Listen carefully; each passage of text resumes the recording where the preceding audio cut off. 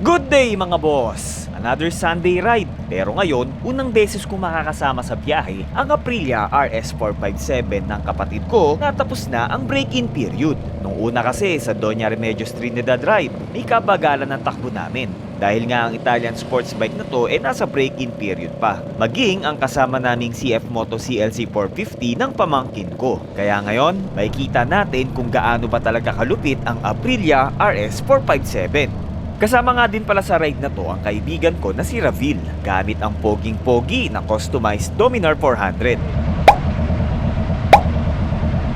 Mukhang napaghandaan ni Harley ang ride na to ha.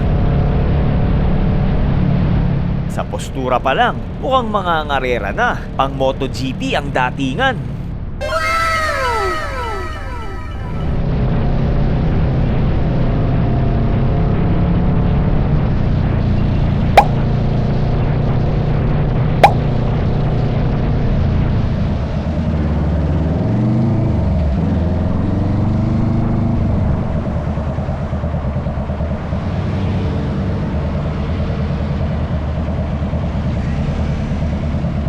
At matagal-tagal din akong walang ride.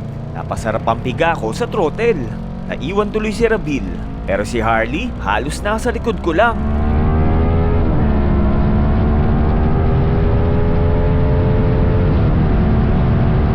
Ang Aprilia RS457 nga pala ay merong 457cc engine, 47.6 horsepower at 9,400 RPM at meron itong 43.5 Nm of torque at 6,700 RPM.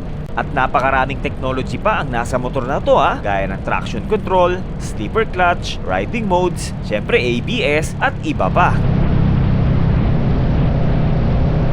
Gwapo ng mga motor ng kasama ko, no? Pati tong Harley Davidsons, iba talaga ang datingan.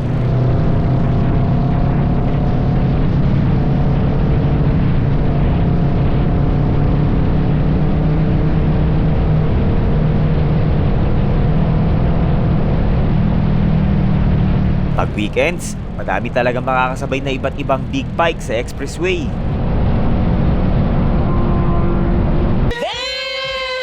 At dumating na nga kami dito sa KM23 Marilao, Bulacan, ang paboritong tambayan o meet-up place ng mga big bike riders, lalo tuwing weekends. Sino ba namang rider ang hindi magugustuhan dito?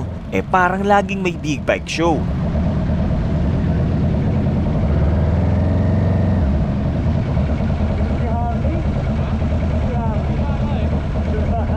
At pag andito, kape ang madalas na trip. Siyempre, pati ang kumain. Tamang-tama, gutom na ako.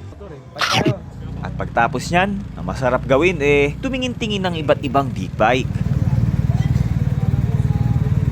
Ang iba nagmi-meet up dito bago pumunta sa mas malalayong destinasyon. Ang iba naman, gaya namin ngayon, tambike lang talaga ang trip.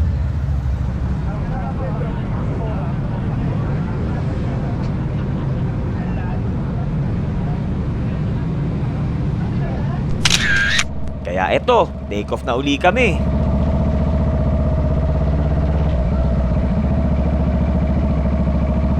Nice.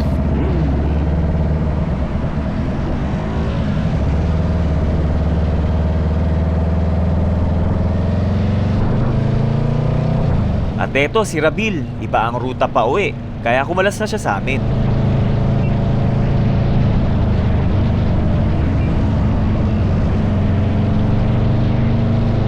Habang kami ni Harley, liligo naman dito sa North Harbor Link.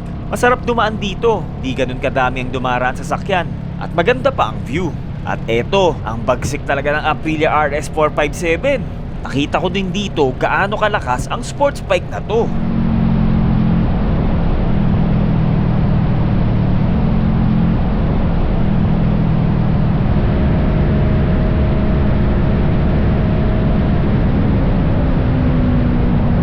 Iba talaga pag maganda ang aerodynamics ng motor, no? Kayang-kaya sumabay sa Kawasaki ER6N ko.